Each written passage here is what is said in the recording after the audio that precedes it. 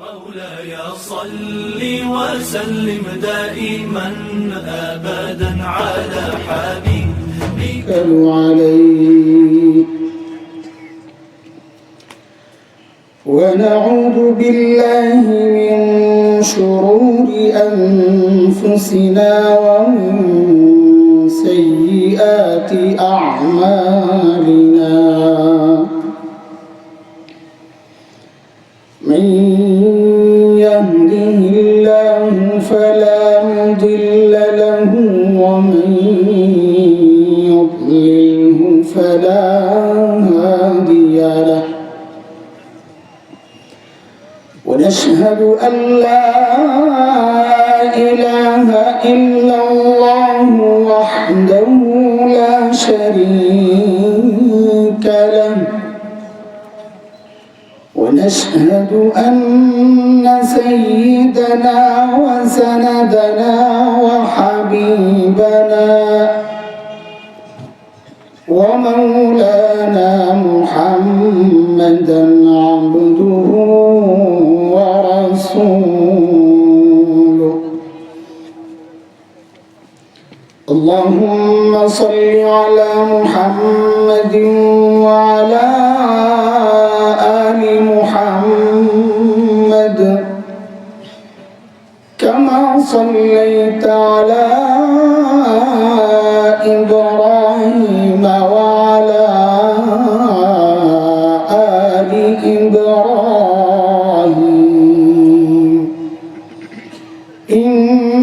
إنك حميد مجيد. اللهم بارك على محمد وعلى آل محمد كما باركت على إبراهيم وعلى آل إبراهيم إنك حميد مجيد. أما بعد فأعوذ بالله من الشيطان الرجيم. بسم الله الرحمن الرحيم.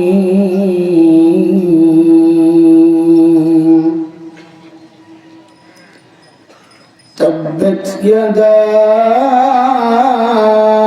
أبي لهب وتب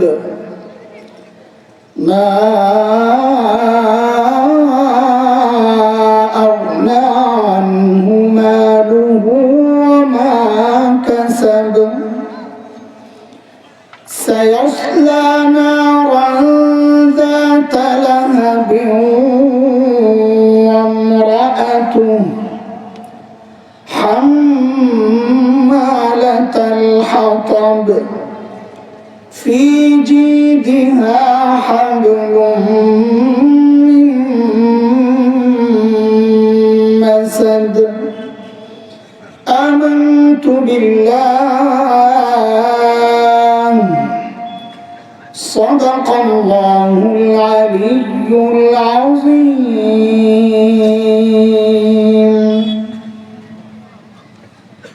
বৈরাগী বাজার ইত্তেহাদুল মুসলিমিন পরিষদ কর্তৃক আয়োজিত 2 দিনব্যাপী তাফসীরুল কোরআন মাহফিলের আখিরি দিবসের চলতি অধিবেশনের সম্মানিত সভাপতি, উপস্থিত হযরত উলামায়ে কেরাম, মুরব্বিয়ানে আযম, দূর দূরান্ত থেকে আগত ইসলাম প্রিয় সুধী সমাজ, প্রিয় ছাত্র ভাইয়েরা, যুবক বন্ধুরা, পর্দার আড়ালের মা ও বোন, আল্লাহ সুবহানাহু ওয়া তাআলার অশেষ মেহেরবানি, করুণা, দয়া, যে মহান মালিক লাখো কোটি মানুষ থেকে বাছাই করে দিন এই মজলিসে আমাকে আপনাকে একত্রিত করেছে। এটা মালিকের অনেক বড় দয়া আর করুণা। কুরআন আল কারীমের মধ্যে মালিক বলেছেন, দিন বুঝার জন্য আমি যার দিলটা খুলে দিই, দিন মানা, দিন শেখা, দিন জানার জন্যে আমি যার বক্ষ উন্মুক্ত করে দিই, দিন বুঝার মানসিকতা যাকে দান করি, ওই বান্দা সারাক্ষণ আমার স্পেশাল নূরের আওতায় থাকে। দুর্ভাগ্য তার জন্যে যার দিন শক্ত, দিন বুঝে না, বুঝতেও চায় না। বরং কোন কোন পোড়া কপাল তো এমন আছে, আলেমরা চায় দিন বুঝাইতে, আর পোড়া কপাল চায় খেলতে। আলেমরা বলে দিন বুঝো, পোড়া কপাল বলে খেলা হবে আসো। এটার তো মাথা নষ্ট, কে বুঝাবে ওকে? আরে ভাই, দিন খেলার জিনিস না, দিন তো বুঝার জিনিস। বুঝার জিনিস নিয়ে যারা খেলতে চায়, বুঝতে হবে ওদের মস্তিষ্ক নষ্ট হয়ে গেছে। আল্লাহ বলেন এরা স্পষ্ট গুমরাহিতে নিমজ্জিত। সূরা জুমার আয়াত নম্বর 22 রব্বে কারীম বলেন, أفمن شرح الله صدره للإسلام فهو على نور من ربه فويل للقاسية قلوبهم من ذكر الله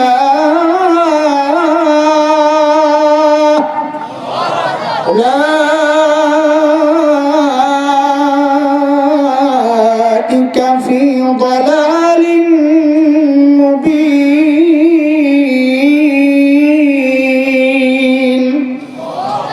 এই আয়াতের মধ্যে রব্বে কারীম এই কথাগুলো বলেছেন। মুহতারাম হাজরিন, যে মহান মালিক এই নিয়ামতে আমাদেরকে ধন্য করলেন, এই মালিকের শুকরিয়া আদায় করি, জবান খুলে প্রাণ খুলে কালিমাতুশ শুকর উচ্চারণ করি, আলহামদুলিল্লাহ। মুহতারাম ঘোষকের জবানে আপনারা শুনেছেন আমার একটা নির্দিষ্ট বিষয় আছে, তাফসীর। যেহেতু তাফসীর মাহফিল, আয়াত নির্দিষ্ট থাকা এটাই সমুচিত, আলোচনা সহজ হয়। তো আমার জন্য নির্ধারিত হচ্ছে সূরা লাহব। আমি আগেই বলিনি, কারো যদি হজম শক্তিতে দুর্বলতা থাকে তো আপনি মজলিস ছেড়ে চলে যান। বুঝে আসছে কথা? কোন হজম? পেটের হজম না, বুঝার হজম, চিন্তা চেতনার হজম শক্তি যদি কম থাকে, যদি কলিজায় ভয় ডর থাকে তো সালাম যায়, ঘুমান যায়। এই সূরার তাফসীর বলতো কলিজা লাগবে, শুনতো কলিজা লাগবে। আসেনি ওই কলিজা? হ্যাঁ, কারণ এই সূরা শাতিমে রাসূল, নবীর দুশমনদের বিরুদ্ধে আল্লাহ সুবহানাহু ওয়া তাআলার প্রকাশ্য অবস্থান। আমাদের অবস্থানও তাই। আমার মালিকের অবস্থানই আমাদের অবস্থান, আমার মালিকের সিদ্ধান্তই আমাদের সিদ্ধান্ত। কথা বলেন ঠিক কিনা? সূরার অবতীর্ণ হওয়ার যে প্রেক্ষাপট, এটা একটু আগে শুনি, তারপর সূরায় আমরা ঢুকবো ইনশাআল্লাহ। নবী আলাইহিস সালাম তো গোপনে গোপনে দ্বীনের দাওয়াত দিতেন। শুরুর দিকে কিছুদিন এভাবে যাবার পর আল্লাহ সুবহানাহু ওয়া তাআলা নবীর নির্দেশ দিলেন নবীকে প্রকাশ্যে দ্বীনের দাওয়াত দেওয়ার জন্য। আয়াত নাজিল হইল, وأنذر عشيرتك الأقربين। প্রিয় হাবিব, আপনার নিকটজন যারা, তাদের কাছে আপনি দ্বীনের দাওয়াত দেন, দ্বীনের দাওয়াত তাদের কাছে পৌঁছে দেন। নবী আলাইহিস সালাম সাফা পাহাড়ের উপরে উঠলেন। মক্কার পাশেই, কাবার পাশেই সাফা পাহাড়। ওই পাহাড়ের উপরে উঠলেন, উঠেই নিজের জাতির উদ্দেশ্যে, কওমের উদ্দেশ্যে ডাকা শুরু করলেন, ইয়া সাবাহা, ইয়া সাবাহা, ইয়া সাবাহা, এভাবে আওয়াজ দিতে থাকলেন। এই আওয়াজের অর্থ হচ্ছে, আরবের রেওয়াজ আর রীতি ছিল, দুশ্মনের আনাগোনা কেউ যদি টের পেত, সে আপনজনকে সতর্ক করার জন্য এই আওয়াজটা দিত যে সতর্ক হও, দুশ্মন খুব কাছে। নবী আলাইহিস সালাম যখন এইভাবে ডাক শুরু করলেন, ইয়া সাবাহা ইয়া সাবাহা, তো মক্কাবাসী বুঝলো নিশ্চয়ই মুহাম্মদ কোন শত্রুর আনাগোনা সে লক্ষ্য করেছে, টের পেয়েছে। যে যার মতো যে অবস্থায় ছিল সবাই দৌড়ালো সাফা পাহাড়ের দিকে। যে নিজে যেতে পারলো না সে প্রতিনিধি পাঠায় দিল, যা যা দেখ মুহাম্মদ কেন এভাবে ডাকতেছে, নিশ্চয়ই সে শত্রুর উপস্থিতি টের পেয়েছে, না হয় এভাবে কেন চিৎকার করবে। সবাই যখন জড়ো হলো তো নবী আলাইহিস সালাম জিজ্ঞেস করলেন, ও আমার কওম, আমি যদি বলি এই পাহাড়ের পেছনে শত্রু অপেক্ষা করছে, তোমরা কি বিশ্বাস করবে না? তো সবাই এক বাক্যে জবাব দিল, মুহাম্মদ জীবনে একটা মিথ্যাও তুমি বলো নাই, আনতা সাদুকুল আমিন, জীবনে একটা মিথ্যা তুমি বলো নাই, তোমার এই কথায় আমরা কেন বিশ্বাস করব? নিশ্চয়ই বিশ্বাস করব, বলো কি দেখেছ?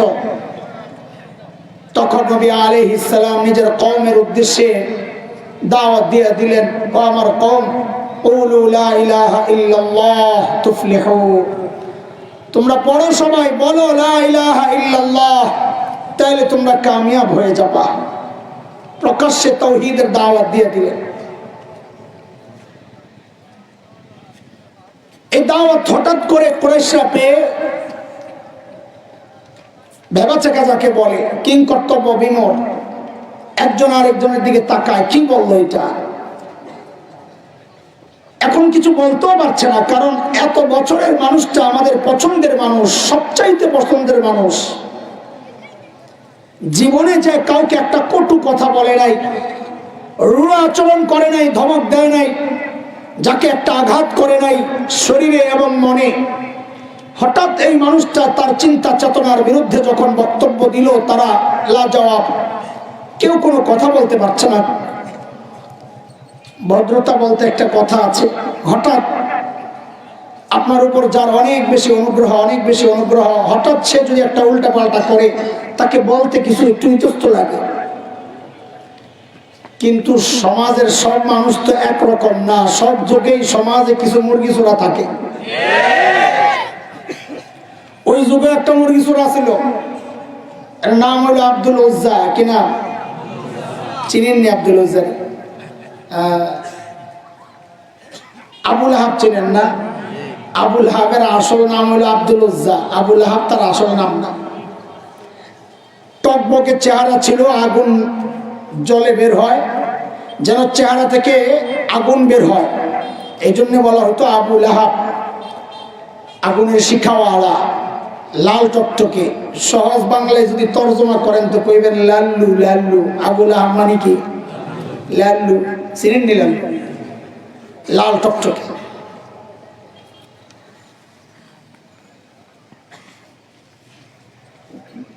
এই মুরগি চোরা সহ্য করতে পারে নাই, সবাই তো আর ভদ্র না। সে কি করলো, সাথে সাথে একটা পাথর লইল, নবীকে মারবে। আর কি বললো? তাব্বাল্লাক আলিহাযা জামাতানা, মুহাম্মদ তুমি ধ্বংস হও, এজন্য আমাদেরকে ডেকেছ। পাথর মারতে গেল। আল্লাহ তাআলা নবী আলাইহিস সালামকে জানায়া দিলেন, নবী আপনি চুপ থাকেন, আপনি চুপ থাকেন, আপনি জবাব দিয়েন না।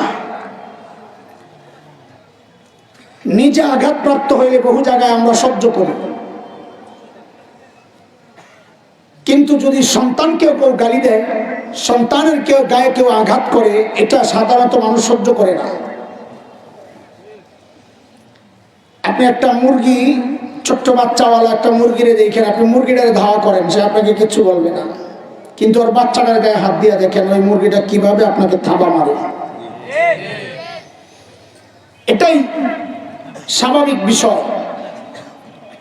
আপনজনের গায়ে কেউ আঘাত করলে সহ্য হয় না। ঠিক যেন আল্লাহ তাআলা ফুঁসে উঠলেন ক্ষোভে, রাগে, নবী আপনি চুপ করেন, আপনি চুপ থাকেন। এই আবুল আহাবের জবাব আপনার দেওয়ার দরকার নাই।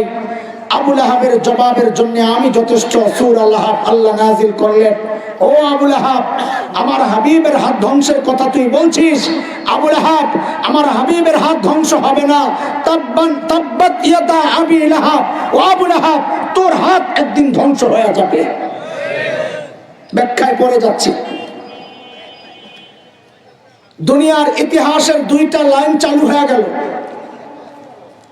মুসলমান খুব খেয়াল করে শোনেন, দুনিয়ার ইতিহাসের দুইটা লাইন চালু হয়ে গেল। এক লাইনের নেতৃত্বে আবু লাহাব, আরেক লাইনের নেতৃত্বে মুহাম্মদুর রাসূলুল্লাহ সাল্লাল্লাহু আলাইহি ওয়াসাল্লাম।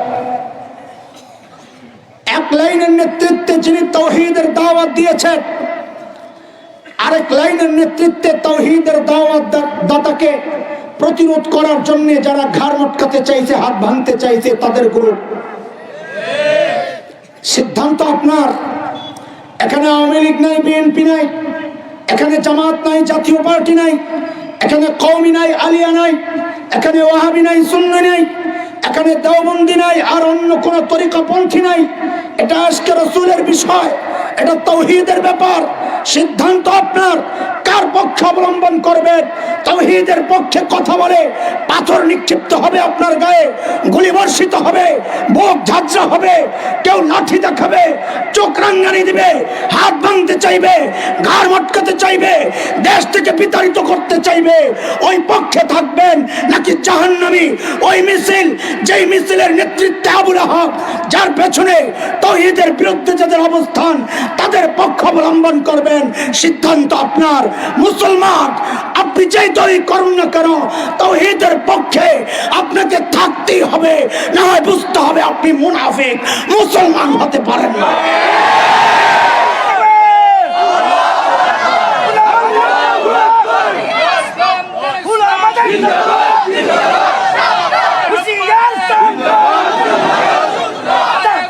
আমরা সাম্প্রতিককালে লক্ষ্য করেছি এই বিষয় নিয়ে দেশ দুভাগ, গোটা দেশ দুইটা ভাগ হয়ে গেল। এক ভাগ দেখি মূর্তি সংস্কৃতির বিরুদ্ধে জোরালো অবস্থা, আরেক ভাগ মাঝখানে আছে মিনমিন গ্রুপ, আরেক ভাগ দেখলাম বিরোধী গ্রুপ। আগে তো ছিল গ্রুপ দুইটা, আমার সময় এসে হয়ে গেল গ্রুপ কয়টা? একটা হলো প্রতিবাদী গ্রুপ, আরেকটা হলো মাঝখানে বলেন না মিনমিন গ্রুপ। বলেন না, একটু আমার সাথে কথা বলেন। আজকে চুপ থাকলে আমি কথা বলতে পারবো না। আমার মৌজু একটা আজাইরা মৌজু, এখন চুপ থাকলে আমি কথা বলতে পারবো না। বলেন কি গ্রুপ? এই মিনমিন গ্রুপে আবার জুব্বাওয়ালাও আছে, এই মিনমিন গ্রুপে আবার পাগড়িওয়ালাও আছে। এরা আমাকে কি বুঝায় জানেন? বড় হাসি পায়। মাঝে মাঝে আমাদেরকে বুঝায়, বলে কি সময় ভালো না, একটু চুপ থাকলে হয় না? মুরব্বী মানুষ। তা আমি একদিন ধরে বলি, হযরত, সময় ভালো না বলেই তো আমাদের বলা দরকার, ভালো থাকলে তো আর বলা দরকার ছিল না। সময় খারাপ বলেই তো কথা বলতে হবে। খলিল ইব্রাহিম যদি চিন্তা করতেন সময় ভালো না, তাওহীদের কথা বলা যাবে না, তাইলে দিন এই পর্যন্ত আসতো না। নবী আলাইহিস সালাম যদি চিন্তা করতেন সময় ভালো না, কাফেরদের জেনারেল আবু লাহাব, জেনারেল আবু জাহেল আমার বিপক্ষে, সময় ভালো না, আমি চুপ থাকি, দিন আমি আর তুমি পাইতাম না। কথা বল ঠিক কি? তাও যদি একটু হিকমতের সাথে বলা যায়। কিসের সাথে? আরে বলেন না, কথা বলেন, আজকে একটু কথা বলেন আমার সাথে। আমার তবিয়ত খুব একটা ভালো না, গলা খুব বসে রয়েছে, খুব কষ্টে আছি, সফরের ক্লান্তি। এর মধ্যে আপনাকে আবু তৈয়ব ভাই, এই আল্লাহর বান্দা, মহব্বত করে, মারাত্মক ধরনের মহব্বত। ফোনে এত জ্বালা মেজাজটা আজকে ধমকাইছে, ইচ্ছা হতো আসেনি, ঠিক আছে না? পালাইছে ডরে আমার সামনে আয় না, এমন বোকা মারছে। আজকে মনে হয় কমপক্ষে 20টা কল দিচ্ছে। একদিন কইলাম, মিয়া আপনি একা যদি এক মাহফিল থেকে 20 কল দেন, এই সব মাহফিল থেকে আমার 20টা করে এভারেজে কল দেন, তো আমার পাগলা কারোতে ভর্তি করা লাগবে, পাগল হয়ে যাবো। কিন্তু সাংঘাতিক ধরনের মহব্বত করে, ওই মহব্বতের প্রকাশ করতে যায়, আর সেই ঢাকা চলে যায়, কয়েকবারই চলে গেছে। এর মধ্যে আল্লাহ এই মহব্বতের উত্তম জাযা তাকে দান করে।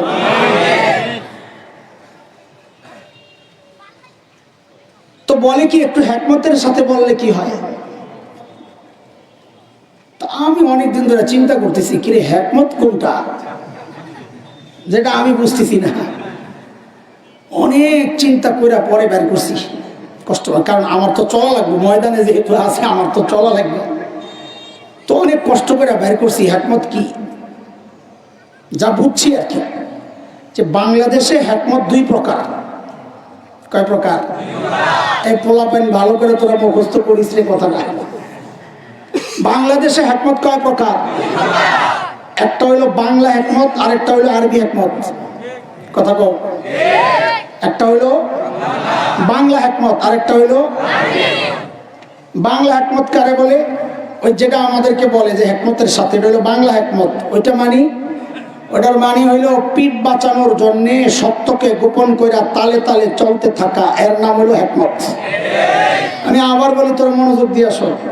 পিঠ বাঁচানোর জন্যে সত্যকে গোপন করে তালে তালে চলতে থাকা, এর নাম কি? বাংলা।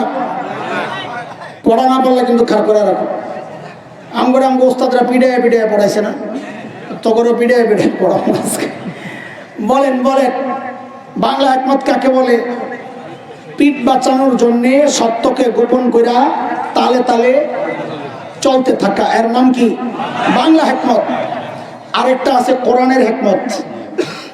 কোরআনে আসছে আরেক হিকমতের কথা, ওটা কি? মালিক বলে ইউতিল হিকমাতা মান ইয়াশা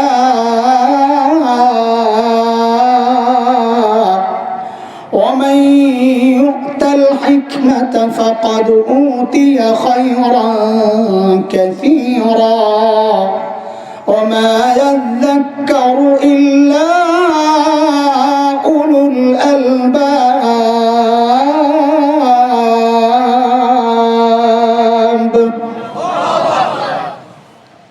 এটা হলো আরবি হিকমত। আল্লাহ বলেন এই হিকমত আমি যাকে দিয়েছি ফাকাদ উতিয়া খায়রান কাসীরা, তাকে প্রভূত কল্যাণ দেওয়া হয়েছে। এটা কোন হিকমত? এই হিকমত হচ্ছে যেখানে যা প্রয়োগ করা দরকার সেখানেই তা প্রয়োগ করা, এর নাম হলো হিকমত। যেখানে যা প্রয়োগ করা দরকার সেখানে তা প্রয়োগ করা, এর নাম কি? কিন্তু আপনারা চান কি জানেন? আমি এটাও বুঝছি, আপনারা চান আমরা মৌলবীরা যেন গুলিস্তান, ঢাকার গুলিস্তান আছে একটা বাটপাড়ের জায়গা, গুলিস্তান আর সদরঘাট, খবরদার খুব সাবধানে থাকবে। ওই জায়গার হালুয়া বিক্রেতা যেন হই আমরা, গুলিস্তানের হালুয়া বিক্রেতা। এটা তো আপনাকে বুঝাইতে হইব। গুলিস্তানে ছোটবেলায় আমরা দেখতাম বাটপাররা হালুয়া বেচত, গোল দরায় মানুষকে দাঁড় করাইয়া এমন লেকচার মারতো বাটপার, আরে কি চাপা। এ হালুয়া কোন কামে?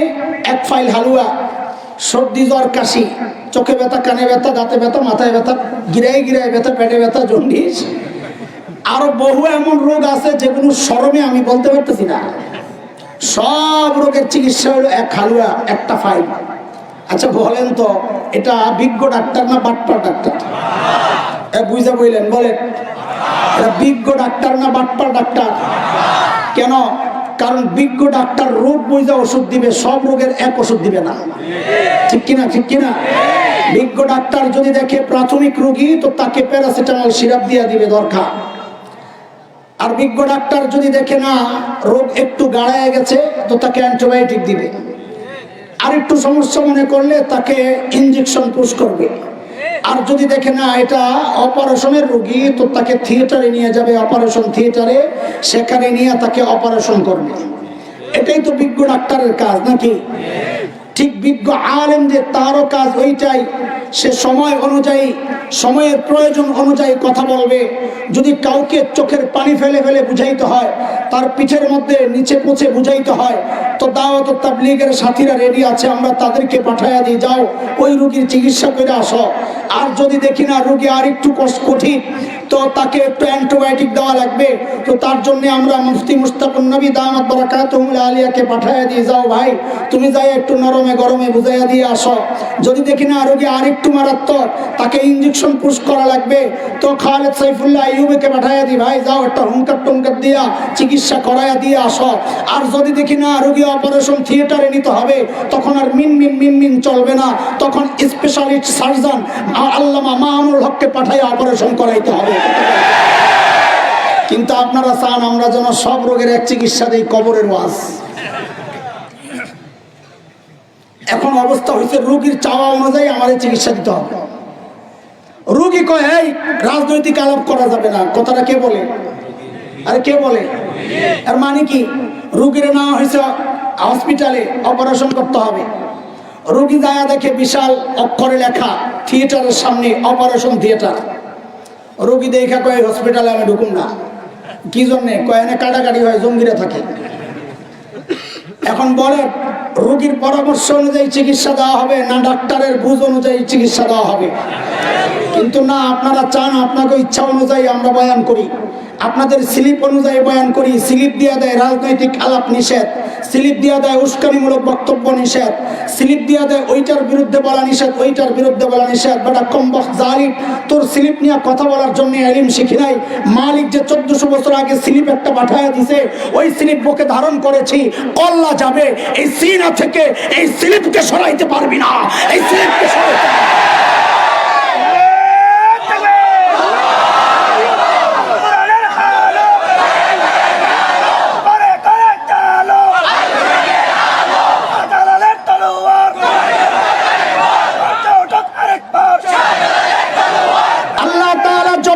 দিলেন। তাব্বাত ইয়াদা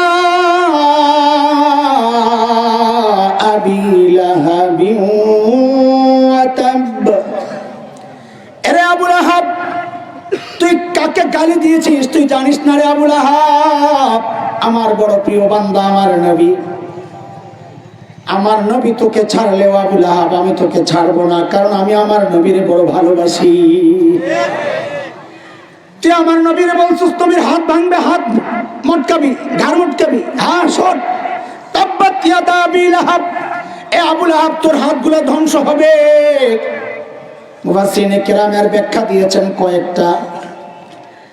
এক তো হাত দ্বারা উদ্দেশ্য শক্তি। শক্তি কি? ওই যে নির্বাচনের সময় আপনারা মিছিল করেন, অমুক ভাইকে ভোট দিয়া অমুকের হাতকে শক্তিশালী করেন, বলেন না? হাতকে শক্তিশালী করা মানে হাত কেমনে শক্তিশালী করবে? রড ঢুকাইয়া কেমনে? পাওয়ার, পাওয়ার। এটা কি? আবু লাহাবের হাত ধ্বংস হবে মানে আবু লাহাব তোর পাওয়ার থাকবে না।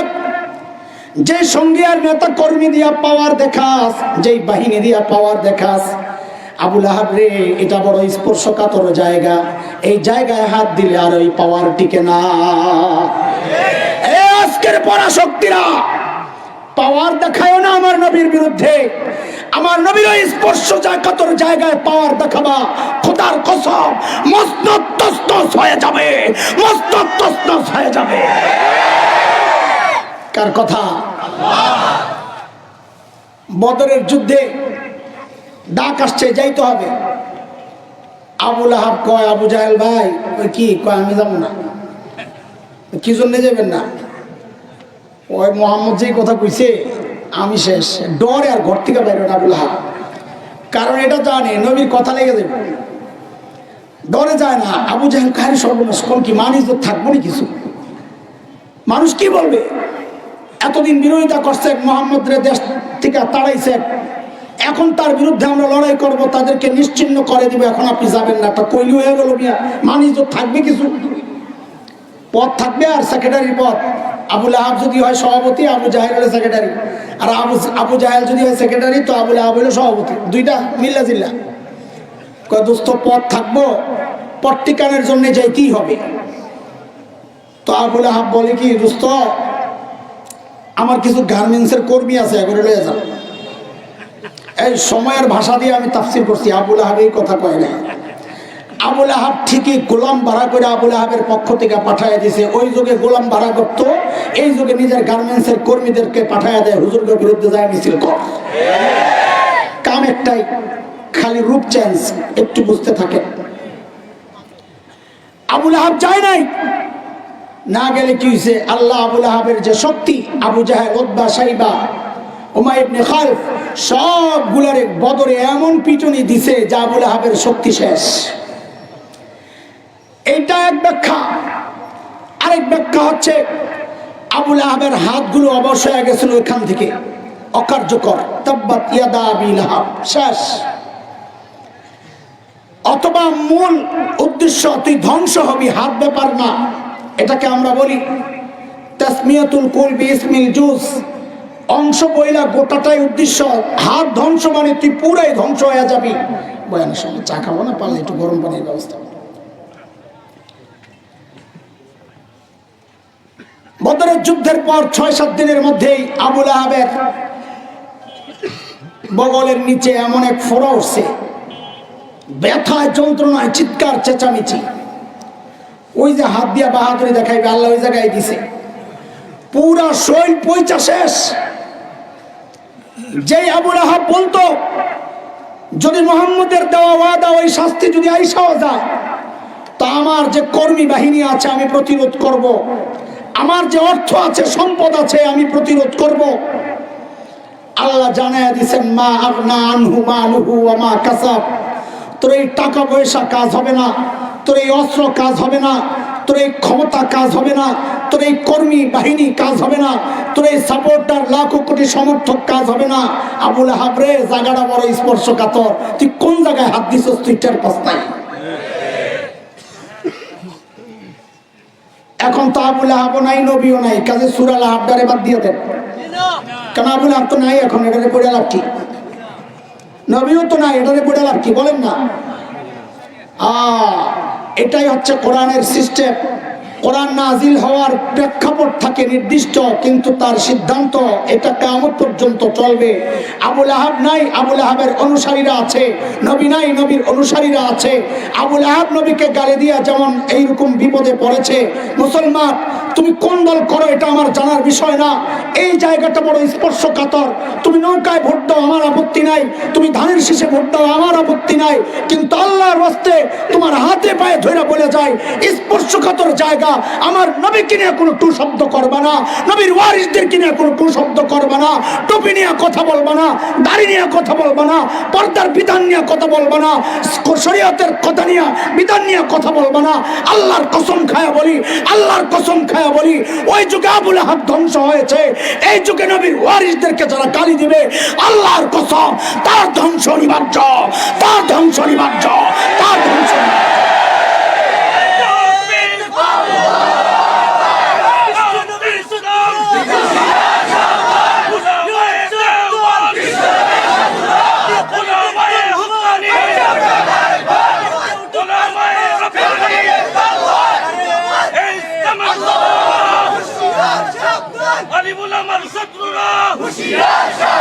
মুহতারাম হাজরিন,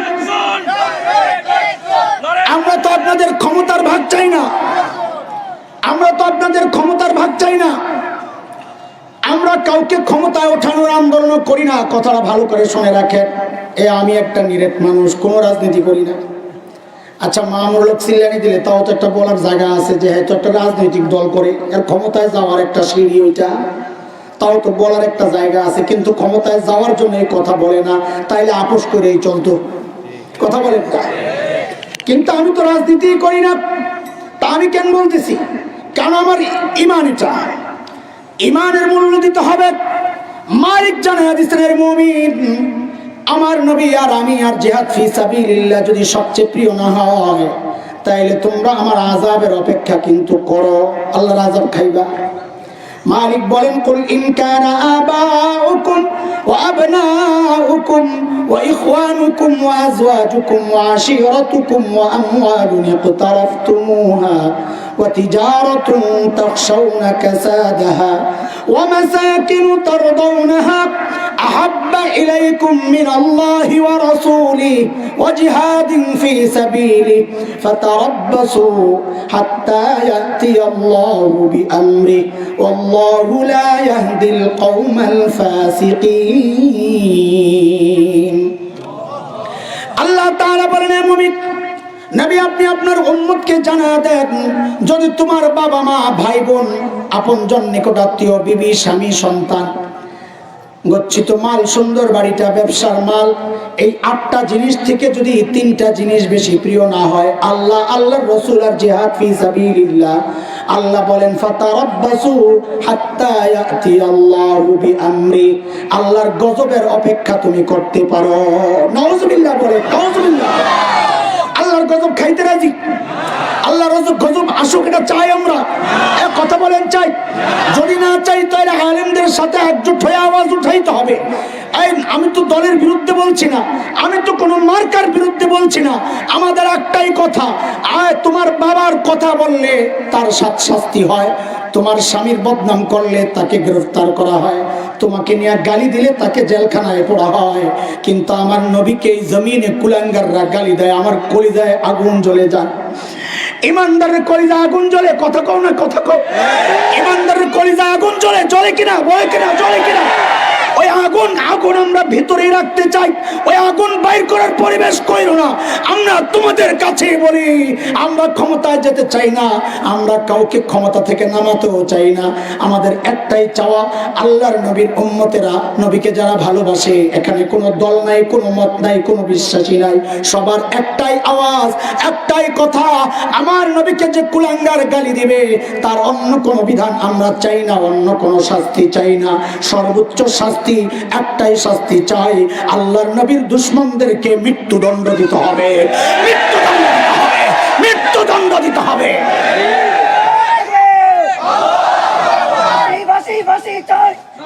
ফাঁসি না, ফাঁসি চাই না আমরা, মৃত্যুদণ্ড চাই। বলে কি কি চাই? মৃত্যুদণ্ড। এটা কি মৃত্যুদণ্ড হবে ব্যাপারটা এই ওলামায়ে কেরাম সিদ্ধান্ত দিবেন মৃত্যুদণ্ড কিভাবে দেওয়া হবে। ওলামা বোর্ড হবে, সরকার তাদের দায়িত্বে দিয়ে দিবেন, আপনারা সিদ্ধান্ত দেন একে কিভাবে মারতে হবে। ওলামারাই বলবে, ফাঁসি নয়। ফাঁসি এটা ইসলামের শরিয়ার মৃত্যুদণ্ডের কোনো পদ্ধতি নয়। ইসলামী শরিয়ার মৃত্যুদণ্ডের যে পদ্ধতিগুলো আছে সেটাই গ্রহণ করতে হবে, অন্য কোনো পদ্ধতি না। আজকে দেখেন, আমার নবীর দুশমন বিশ্বজিৎ নামক এক কুলাঙ্গার ব্লগার, নাস্তিক, আমার নবীকে নিয়ে এমন সব বাজে মন্তব্যগুলো সে লিখত, করত। উম্মতের কিছু বীর, আমি তাদেরকে বীরই বলবো, ওই কুলাঙ্গারকে হত্যা করেছিল, বিশ্বজিৎকে। শাতিমে রসুল, রসুলকে গালি দিছে যে তার শাস্তি একটাই, মৃত্যুদণ্ড। তারা নিজ হাতে সেই দায়িত্ব নিয়ে নিয়েছে, সেটা সঠিক কি বেঠিক সেই কথা পরে, কিন্তু কাজ যেটা করছে বা অন্যায় করে নাই এটাই শরিয়া। শাতিমে রসুলের একটাই শাস্তি, মৃত্যুদণ্ড। এই হত্যা যারা করেছে, আমাদের আদালত থেকে রায় হয়েছে তাদেরকে ফাঁসি দেওয়া হবে। আমাদের একটাই জানতে চাওয়া, নবীর উম্মত হিসাবে আমার নবীর ইজ্জতের চেয়ে কি বিশ্বজিতের জীবনটার মূল্য বেশি হয়ে গেল? আপনাদের কাছে বিশ্বজিতের জীবনের মূল্য বেশি আমার নবীর ইজ্জতের চেয়ে? যার কারণে নবীর ইজ্জত যারা নষ্ট করে তাদের শাস্তি হয় না, মৃত্যুদণ্ড। অথচ বিশ্বজিৎকে যারা হত্যা করে তাদের মৃত্যুদণ্ডের শাস্তি হয়। ইমানদার হিসাবে এটা আমরা দিল থেকে গ্রহণ করতে পারলাম না, কথা বলেন ঠিক কিনা? আজকের এই বিশাল সম্মেলন থেকে আমরা আওয়াজ উঠাইতে চাই। আমি কাউকে উৎসাহিত করছি না যে তোমরা যায় মুরতাদকে হত্যা করো, আমি এই কথা বলবো না তোমাকে আইন হাতে তুলে নেওয়ার জন্য। কিন্তু যারা এই কাজটা করেছে নবীর আশিকদের এই জমিনে, আমরা চাই না এই বিচার কার্যকর করা হোক। আমরা বলতে চাই আমার এই ভাইদেরকে মুক্তি দেওয়া হোক, মুক্তি দেওয়া হোক, মুক্তি দেওয়া হোক। আমরা মুক্তি চাই, আপনারা চান না?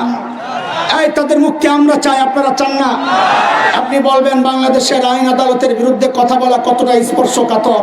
ওরে ভাই, জাহান্নামের আগুন তার চেয়ে বেশি কষ্টের, তুমি কোনটা বরদাস্ত করবা করো, আমার তো কোনো পরোয়া নাই, তোমার কি অবস্থা আমার জানার দরকার নাই। এই জীবনকে মালিকের কাছে বিক্রি করে দিয়েছি আমার নবীর ইজ্জত রক্ষায়, দ্বীনের শরিয়া রক্ষায়। এই শরীর থেকে এই মাথা আলাদা করা যাবে, আমার সিনা থেকে নবীর মহব্বতকে আলাদা করা যাবে না, দ্বীনকে আলাদা করা যাবে না। আমার সাথে যদি একমত হও তো আল্লাহকে সাক্ষী বানাও, তোমরাও কি চাও আমার সাথে একমত হও? আল্লাহকে সাক্ষী ইনশাআল্লাহ। এ ব্যাপারে আমাদের কোনো ভিন্ন মত নাই ইনশাআল্লাহ, বলি কোনো ভিন্ন মত নাই। হাত নামাও।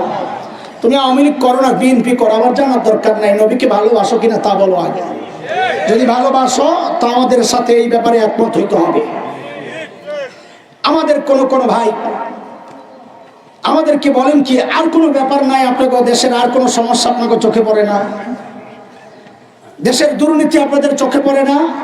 ভোট কারচুপি ডাকাতি আপনাদের চোখে পড়ে না? এগুলোর বিরুদ্ধে আপনারা কথা কন না। কিছু হইলেই হেফাজতে ইসলাম, নাস্তিক, মোরতাদ, এগো ফাঁসি চাই, মৃত্যুদণ্ড চাই, এইসব আওয়াজ খালি ওঠার। আর কোনো অসঙ্গতি, অন্যায়, আর কোনো সমস্যা দেশে আপনাদের চোখে পড়ে না? আমরা বলি ভাইরে, বহু সমস্যার ক্ষমা আছে, কিন্তু কিছু সমস্যার ক্ষমা আল্লাহও করেন নাই, নবীও করেন নাই, আমরাও করতে রাজি না। আল্লাহর হুকুমের বাইরে আমরা যাইতে রাজি না, নবীর হুকুমের বাইরে আমরা। আমাদের কোনো ভাই আমাদেরকে এটাও বুঝায়, আরে কয়টা বুঝাবো আপনাদেরকে, এইটাও বুঝায় রহমতের নবীর ওয়ারিসদেরকে এত কঠোর হওয়া ঠিক না। বলিনি?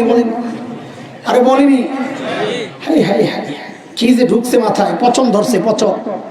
শুধুমাত্র ওয়াজ বন্ধ হয়ে যাবে, আর কিচ্ছু না। শুধুমাত্র হালুয়া বন্ধ হয়ে যাবে, আর কিচ্ছু না।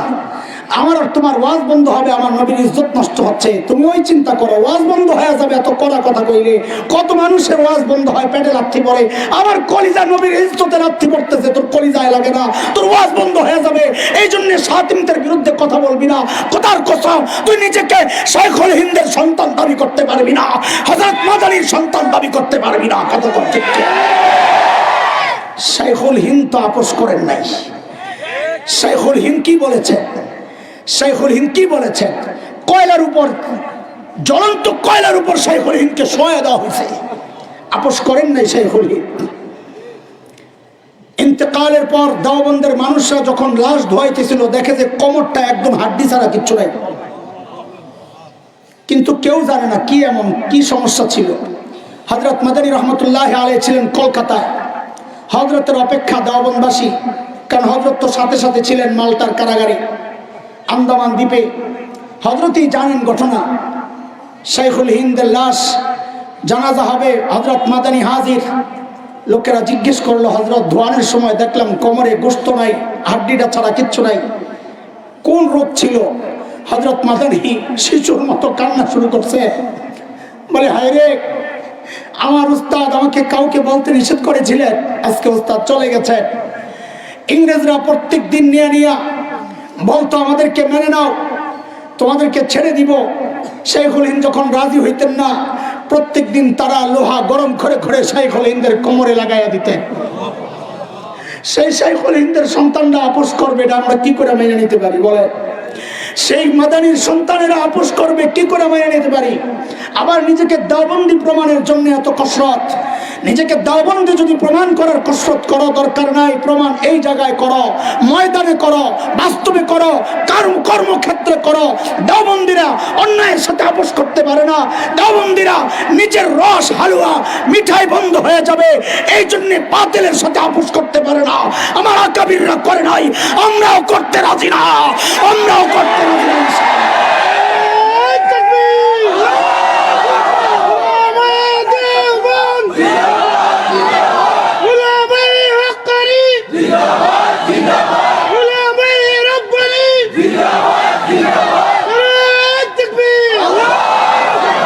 মোহতারাম হাজরিন, বলে সব ব্যাপারে আপনারা কথা বলেন না কেন?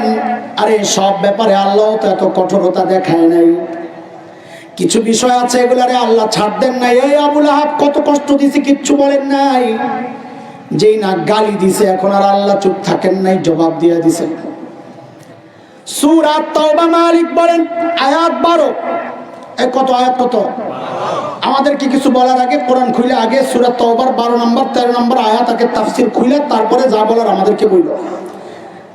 আল্লাহ তাআলা বলেন وَإِنَّ كَثُوا أَيْمَانَهُمْ مِنْ بَعْدِ عَهْدِهِمْ وَطَعَنُوا فِي دِينِكُمْ فَقَاتِلُوا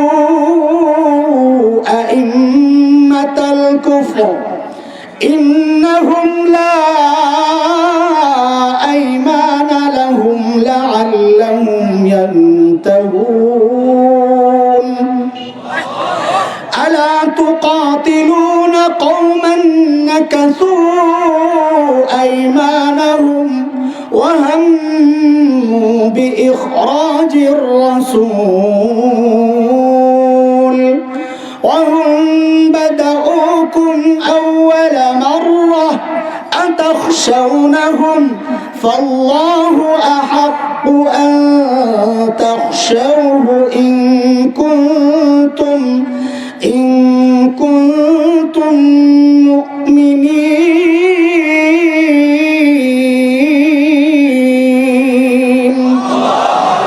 কার কথা? আল্লাহ বলেন যারা চুক্তি লঙ্ঘন করবে। আজকে না কালকে দেখলাম আমাদের এক ভাই শাতিমে রাসূলকে হত্যার ব্যাপারে বলে সরকারের সাথে যাদের চুক্তি তাদের নিরাপত্তা আমাদেরও দেওয়া দরকার, আইন নিজের হাতে তুলে নিব না। আল্লাহ বলেন যারা চুক্তি লঙ্ঘন করে, নবীকে গালি দেওয়া এটা কোন চুক্তির আওতায় আমরা দেখতে চাই? যদি সরকারের সাথে শাতিমদের এমন কোন চুক্তি থাকে যে নবীকে গালি দেওয়া চলবে, তো এই সরকারও আমরা মানি না। কারণ আমাদের সরকার যিনি, তার সিদ্ধান্ত এটা। এই সিদ্ধান্ত আমার না, এটা কার সিদ্ধান্ত? আমার সরকারের সিদ্ধান্ত। আমাদের এক পুলিশ কর্মকর্তা আমারে বড় মহব্বত করে, কই ভাই মাঝে মাঝে আপনার বড় ডর লাগে ভাই, চাকরি করি কি করুন? আমি কি আপনার চাকরি ঠিকানা, আমি আমার চাকরি ঠিকাই। যার যার চাকরি ঠিকানায় ধান্দা করেন, তবে কথাটা মনে রেখেন, আপনার চাকরি গেলে আপনার দুনিয়া ক্ষতিগ্রস্ত হবে, আর আমার যদি চাকরি চলে যায় আমার আখিরাত বরবাদ হবে। আমিও তো একজনের চাকরি করি, কথা বলেন না? আমিও একজনের চাকরি করি। আল্লাহ তাআলার নির্দেশ, কেন উলামায়ে কেরাম এই জায়গায় এত কঠোর? ও মুসলমান একটু শুনুন, কেন আমরা একটা বিষয় এত কঠোর? কেন আল্লামা আহমদ শফী হেফাজত ইসলামের ব্যানারে এত কঠোর কঠোর কর্মসূচি দিলেন? কেন এতজন শহীদ হলো, রক্ত ঝরলো? একটু বুঝার চেষ্টা করেন, কারণ ব্যাপারটা জেনতেন ব্যাপার না, এটা বড় স্পর্শকাতর ব্যাপার। সমস্ত ইমামরা একমত, এদের ব্যাপারে শাতিমদের কোনো ক্ষমা নাই। নবীকে যারা গালি দেয় তাদের কোনো ক্ষমা নাই। আল্লাহ ক্ষমা করেছে। সূরা তাওবা আয়াত 12-13 খুলে দেখো, মালিক কি বলে? ওয়া ইন্নাকাসু আইমানাহুম মিন বাদি আহদিহিম ওয়া তাআনু ফি দীনিকুম। দিনকে নিয়ে যারা কটাক্ষ করে, গালিগালাজ করে, নবী তো দিনের বাইরে। নবীকে গালি দেওয়া এটা দিনের অংশ না। নবীকে গালি দিলে দিন থেকে বাইর হবে না। কথা বলেন না আপনারা?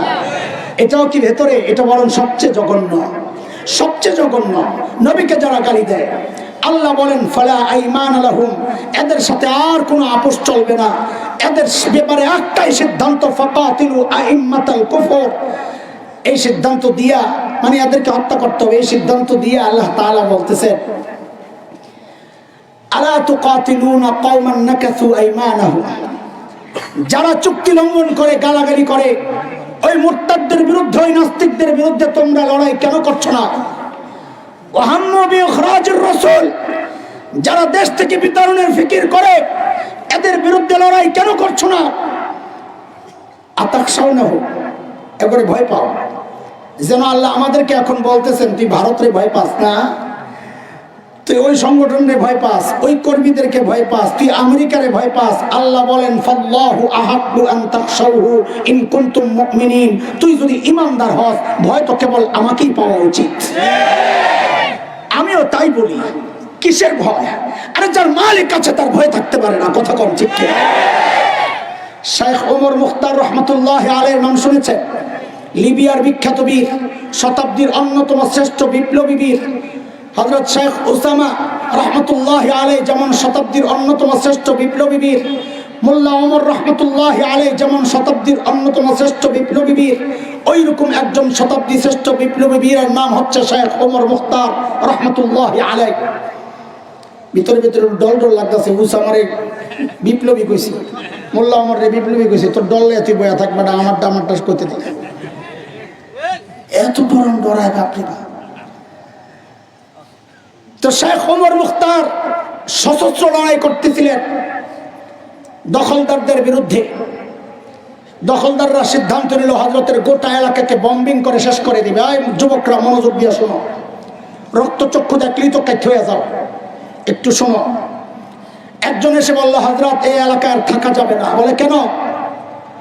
বলে তাদের সিদ্ধান্ত বম্বিং করে গোটা এলাকা শেষ করে দিবে, আমাদের কাছে তো বিমান বিধ্বংসী অস্ত্র নাই, আমরা লড়াই করব কি দিয়া? চলেন জায়গা। আল্লাহু আকবার। শেখ ওমর মুখতার এমন এক ঈমানদীপ্ত জবাব দিয়েছে, পাল্টা প্রশ্ন করে তিনি জানতে চাইলেন, আচ্ছা বলো তো ওদের বোমারু বিমানগুলো কি অনেক শক্তিশালী? তো বলে হ্যাঁ অনেক শক্তিশালী। তো হযরত জিজ্ঞেস করে কত শক্তিশালী ওই বিমানগুলা আরশের উপরে দিয়া যায় না আরশের নিচে দিয়া যায়? কেমন কথা কইলেন আপনি? কোথায় আরশ, কোথায় সাত আসমান, কোথায় মহাশূন্য, আর কত নিচে দিয়া বিমানগুলা যায়? তো শাইখ ওমর মুখতার বলেন তুই তাইলে ডরাই আলাপ কি? আমি তো মনে করছিলাম যেমনি বলতেছিল মনে আরশের উপরে দিয়া যায়, তো ডরানোর কথা যে আমারে রক্ষা করবেন যে আরশের মালিক, ওই মালিকের মাথায় যদি বোম একটা পড়ে তো আমারে বাঁচাবে কে? যেহেতু আরশের নিচে দিয়া যায় আমার কোনো টেনশন নেই। এরে দোস্ত, তিনি মূলত সূরা আত-তাওবার শেষ আয়াতের তরজমা শোনাইছে, যে আয়াতে আল্লাহ সুবহানাহু ওয়া তাআলা প্রিয় হাবিব সাল্লাল্লাহু আলাইহি ওয়াসাল্লামকে সান্ত্বনা দিয়েছেন এই বলে, ফাইন তাওয়াল্লাউ ফাকুল হাসবিয়াল্লাহ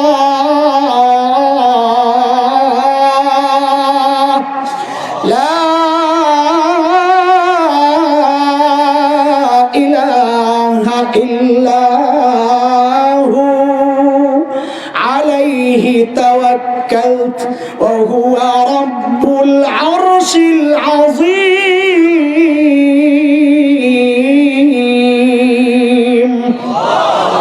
নবী আমার, গোটা দুনিয়ার মানুষ যদি আপনাকে অসহযোগিতা করে আপনি জানিয়ে দেন আমার জন্য আমার আল্লাহই যথেষ্ট।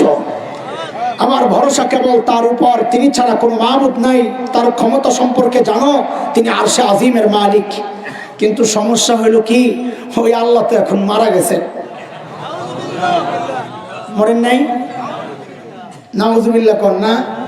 আপনাকে ভাবসাবে তো মনে হয় আল্লাহ মনে রেস্টে আছে, তাইলে অসুস্থ, হসপিটালে ভর্তি, তাইলে একটু বেড়াইতে গেছেন, একটু অবসরে গেছেন, ও একটু রেস্ট নিতেছেন, বাঁচাইতে বাঁচাইতে ক্লান্ত হয়ে গেছে, তাইলে একটু ঘুমাইছেন, খাইতেছেন আগের মতোই। কথা বলে না, এতক্ষণ জিনা কোন আগের মতো কইলাম এটাও কয় না, আগের মতোই। আল্লাহ বলে আমি সবসময় আগের মতোই থাকি। সূরা আহজাব আয়াত 62, সুন্নাতাল্লাহিল্লাতী ক্বাদ খালাত মিন ক্বাবল ওয়ালান তাজিদা লিসুন্নাতিল্লাহি তাবদীলা। সামনের থেকে আনায়েন না, যারা বসার এদিক দিয়ে এসে বসে, পুরোটারে লাললে তো সমস্যা। বাড়ি ঘরে আপনার কাম কাজ নাই? হ্যাঁ, আজকের কাম কাজ বন্ধ। এত মানুষ এলাকায় পড়ছে, এলাকায় মানুষ কয়জন?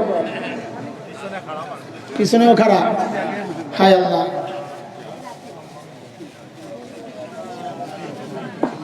একটু সামনে দিয়ে আগ বাড়িয়ে বসেন, পিছনে অনেক মানুষ খাওয়া আছে, সামনে দিয়ে আগ বাড়িয়ে বসেন।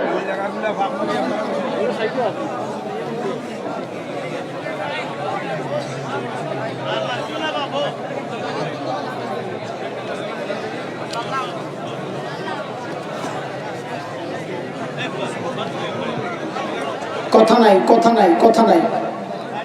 আলহামদুলিল্লাহ, এত বড় মজমা, এক দুজন কথা বললে তো অনেক কথা হয়ে যায়। চুপচাপ শুনি, তাড়াতাড়ি, সময় অনেক চলে গেছে। আমি তো সূরায় ঢুকতে পারি না, এক আয়াত দুই আয়াত শেষ করলাম, এখনো শেষ করতে পারি না। ও ভাই শোনো, আল্লাহ বলতেছেন সুন্নাতাল্লাহিল্লাতী ক্বাদ খালাত মিন ক্বাবলু, আমার সিস্টেম আগে যা ছিল, ওয়ালান তাজিদা লিসুন্নাতিল্লাহি তাবদীলা, আমার সিস্টেমের কোনো হেরফের হয় না। সিস্টেম আগেরটা এখনো চলে। বলেন কথা ঠিক কিনা? আপনার কাছে কি জিজ্ঞেস করতেছি, মানে কথা বলার জন্য। আল্লাহ যা বলছে আপনি বললেও ঠিক, না বললেও ঠিক। আগের সিস্টেম কি ছিল? আগের সিস্টেম ছিল, মুসলমান ভয় পায় না, এই জন্য বলতেছি। আগের সিস্টেম ছিল, নমরুদের মালিক ছিল না, নমরুদ পরাজিত হয়েছে, খেলতে চাইছিল, আল্লাহ ল্যাংড়া মশা পাঠিয়ে দিয়েছেন খেলোয়াড়, ওই খেলোয়াড় ল্যাংড়া মশায় যায় আল্লাহ মেরে লেছে। কথা কোন ঠিক কিনা?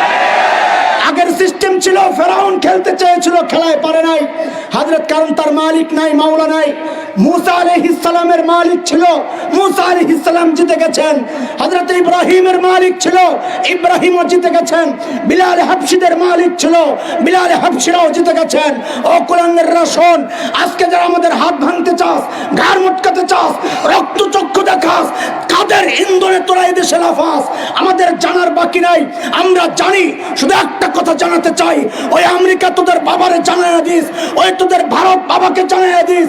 মাঝে মধ্যে হুমকি দেয় আমার এই মানচিত্র দখলের, আমার দেশ দখলের, কুলাঙ্গ কুলাঙ্গাররা শুনে রাখ, আমরা তো স্বপ্ন দেখি, ইমানদাররা স্বপ্ন দেখি দিল্লির লাল কেল্লায় আবারও কালিমার পতাকা পথ পথ করে উঠবে ইনশাআল্লাহ, পথ পথ করে উঠবে ইনশাআল্লাহ।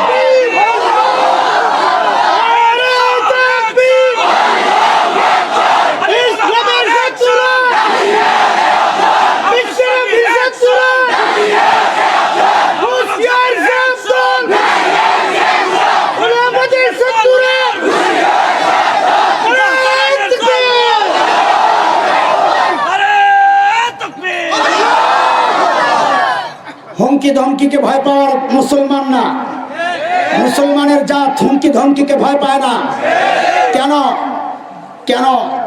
কারণ আমরা বাঘ, বাঘ কি বিড়াল না, মুসলমান বাঘ বিড়াল না। 100 বিড়ালের মুখ দেখলেও কোনো বাঘ ভয় পায় না, কিন্তু 1000 বিড়াল একটা বাঘের লেন্সা দেখলেই ভয় পায়। কথা কও ঠিক? এরা ভাবে কি জানেন? এরা ভাবে হচ্ছে আমরা কেউ আওয়ামী লীগ, কেউ বিএনপি, কেউ জামাত, কেউ জাতীয় পার্টি, কেউ হেফাজত, কেউ জমিয়ত, কেউ শাসনতন্ত্র, কেউ তবলিগ, ভাগে ভাগে, কেউ সর্বনাই, কেউ কওমি, কেউ আলিয়া, কেউ ওয়াহাবি, কেউ সুন্নি, কেউ কেয়ামি, কেউ বৈঠকি, কেউ কত রকমের ভাগ আমাদের। এইগুলোরই পিরামিড তো সহজ, এত দল, এত দল, কেউ নৌকায়, কেউ ধানের শীষে, কত দল আমাদের। আমি তাদের উদ্দেশ্যে শাইখুল হিন্দের একটা উদাহরণ শোনাতে চাই। শাইখুল হিন্দ কিন্তু দারুণ উদাহরণ দিয়েছেন, সুবহানাল্লাহ। এবার আমার হাতের আঙ্গুল কয়টা? আঙ্গুলের মাথাগুলা লাগা না ফাঁক ফাঁক? বলেন না কেন ফাঁক ফাঁক? কারণ এখন বেকার, এগুলা দিয়ে কাম করতেছি না। কিন্তু যখন ভাত খায় আঙ্গুলের মাথা ফাঁক ফাঁক থাকে না, একখানে হয়। ভাত ধরার সময় আঙ্গুলের মাথা ফাঁক ফাঁক থাকে না, একখানে হয়। এই কুলাঙ্গাররা শোন, আমাদের এখন হাতে কাম কাজ নাই।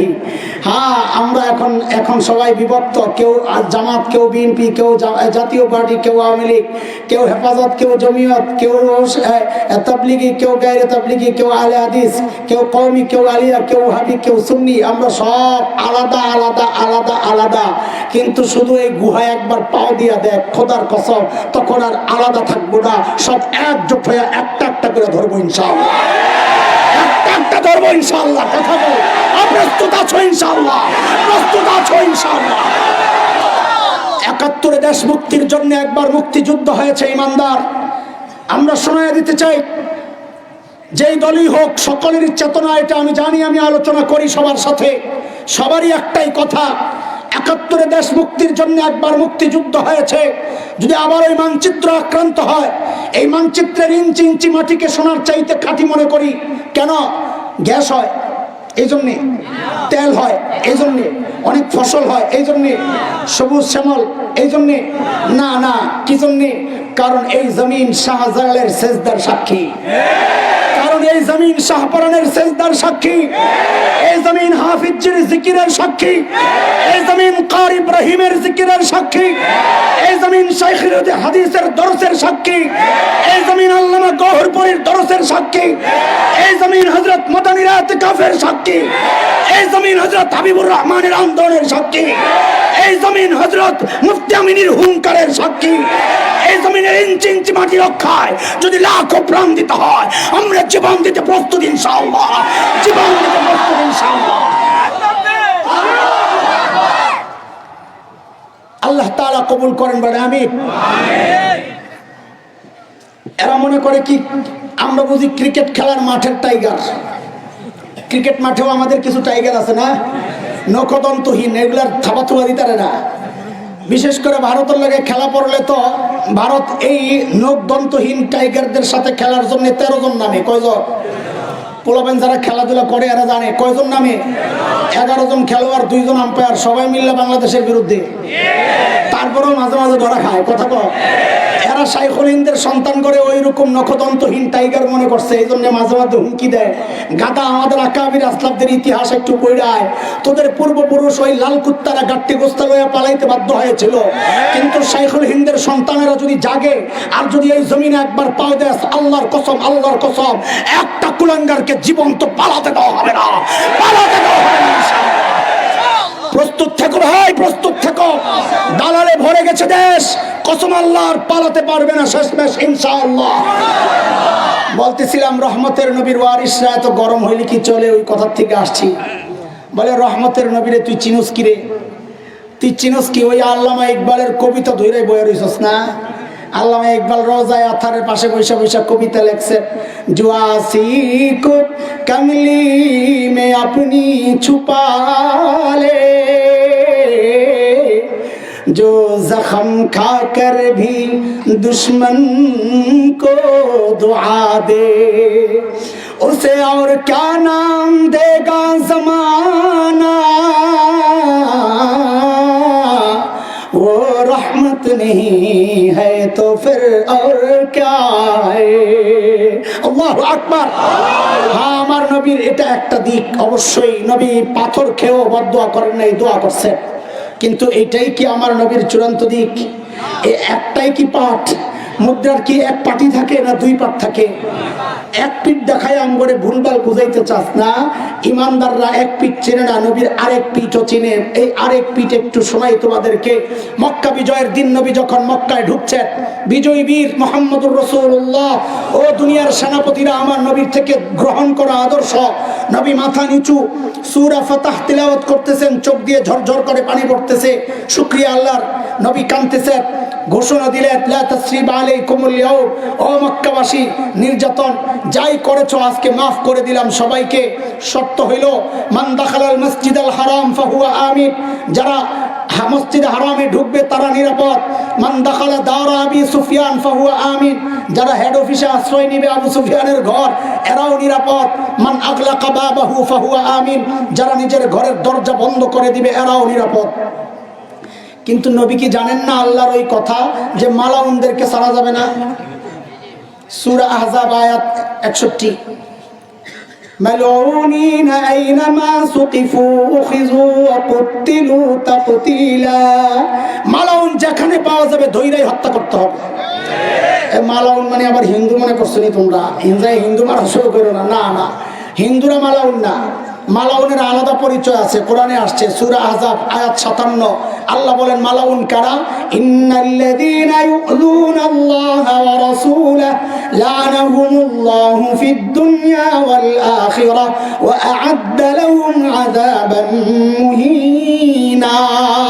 আল্লাহ আল্লাহর রাসূলকে যারা কষ্ট দেয় এরা হইল মালাউন। এটা যদি আমার মতো দাড়িওয়ালাও হয় তাও মালাউন, যদি পাগড়িওয়ালাও হয় তাও মালাউন, যদি জুব্বাওয়ালা হয় তাও মালাউন। কথা কও ঠিক কিনা? কোন বিশেষ ধর্মীয় লোক কিনা? মালাউন না। আল্লাহ আল্লাহ রসুলকে যারা কষ্ট দেয় এরা হইল। এই হুকুম কি নবী জানেন না? জানেন না? তো নবী সবাইরে মাফ করতে পারে? আল্লাহর হুকুম দেওয়া আছে না? আপনি মাফ চাইলেই দিতে পারবে আল্লাহ নির্দেশ থাকলে? কথা বলে। নবীও বললেন হ্যাঁ, মালাউনদেরকে ছাড়া যাবে না। কয়টা? শেখ ইবনে তাইমিয়া, ও পোলাপাইন কিতাব তো পড়ো, খালি নোবেল বই পড়ো, গল্পের বই পড়ো আর সিনেমা দেখো। শেখ ইবনে তাইমিয়ার কিতাব আস-সারিমুল মাসলুল আলা শাতিমির রাসূল, রাসূলকে যারা গালি দেয় তাদের কি বিধান, এই সম্পর্কে অনেক বড় কিতাব। ওই কিতাবে শেখ ইবনে তাইমিয়া রাহমাতুল্লাহি আলাইহি গনে গনে 15 জনের নাম উল্লেখ করছেন। নবী ঘোষণা দিলেন, তবে এই মালাউন 15টারে যেখানে পাওয়া যাবে এদেরকে ধরে হত্যা করতে হবে। 15টা কারা? আব্দুল্লাহ ইবনে খাতাল, কুরতুনা, কুরাইনা, সাররা, মাকিস ইবনে সুবানা, ওয়াইরিস ইবনে নাকিদ, আব্দুল্লাহ ইবনে সাদ ইবনে আবি সারা, ইকরামা ইবনে আবি জাহল, ওয়াহশি ইবনে হারব, হুবার ইবনুল আসওয়াদ, হারিস ইবনে তলাতিল, আব্দুল্লাহ ইবনে জিবিরা, কাব ইবনে জুহাইর, হুবাইরা বিনতে আবি ওয়াহাব আল মখজুমি, হিন্দা বিনতে উতবা। এই 15টা নাম ঘোষণা হইল, যাদেরকে যেখানে পাওয়া যাবে ধৈরাই হত্যা করতে হবে। এটা কার কথা? আমি যা বলবো তা বলবেন রহমতের নবী। কার কার? ওই আপনি আমার রহমতের নবী খালি দেখান, এই জন্য আমিও রহমতের নবী দেখাইতেছি। কার কথা এটা? আরে কার কথা?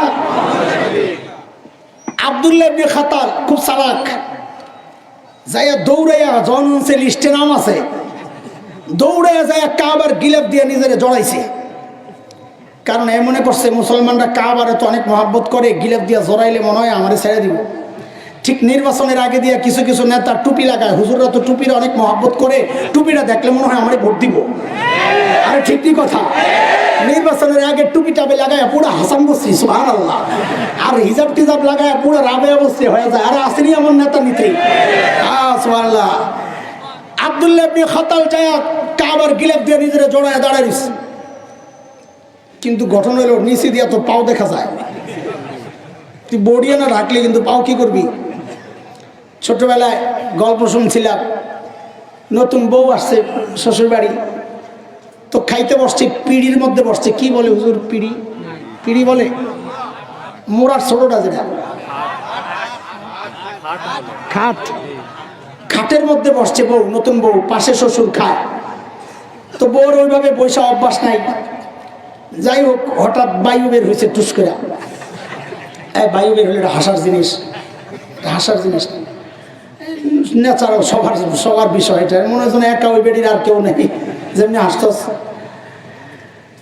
কবে লুৎকে আল্লাহ যে সমস্ত অন্যায়ের কারণে ধ্বংস করছেন, এর মধ্যে এটা একটা। এরা এই ঠুসটাস কইরা বায়ু ছাইরা এরা প্রতিযোগিতা লাগতো, কাঠটা বেশি আওয়াজ হয়, কাঠটা বেশি লম্বা হয়।